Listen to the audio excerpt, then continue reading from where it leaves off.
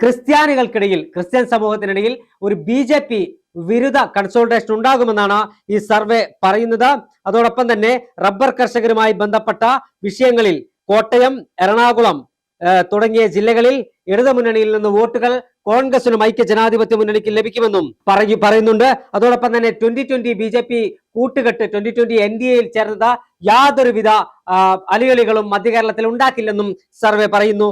തെക്കൻ കേരളത്തിൽ ഇടതുമുന്നണിക്ക് നേരിയ മുൻതൂക്കം ഉണ്ടാകുമെന്നും എന്നാൽ ക്രിസ്ത്യൻ, മുസ്ലിം, നായർ വോട്ടുകൾ ഇത്തവണ കൂടുതലായി UDFനും ഐക്യ ജനാധിപത്യ മുന്നണിക്കും ലഭിക്കുമെന്നും തിരുവനന്തപുരത്ത് BJPക്ക് വീണ്ടും അക്കൗണ്ട് തുറക്കാനുള്ള സാധ്യതയുണ്ടെന്നാണ് ഈ സർവേയിൽ പറയുന്നത്. കോൺഗ്രസിനെ സംബന്ധിച്ചിടത്തോളം ആശ്വാസകരമായ സർവേ ഫലമാണ് പുറത്തു വന്നിരിക്കുന്നത്. നേരത്തെ തെലങ്കാന, കർണാടക തുടങ്ങിയ സംസ്ഥാനങ്ങളിലെ തെരഞ്ഞെടുപ്പ് ഫലം കൃത്യമായി പ്രവചിച്ച ഏജൻസിയാണ് കേരളത്തിലെ ഫലം കൂടി കൃത്യമായി പ്രവചിച്ചിരിക്കുന്നത്. ഐക്യ ജനാധിപത്യ മുന്നണി ഒറ്റക്കെട്ടായി ഒരേ മനസ്സോടുകൂടി തെരഞ്ഞെടുപ്പിനെ നേരിട്ടാൽ ഈ പ്രവചനം യാഥാർത്ഥ്യമാകുവാൻ തന്നെയാണ് സാധ്യത.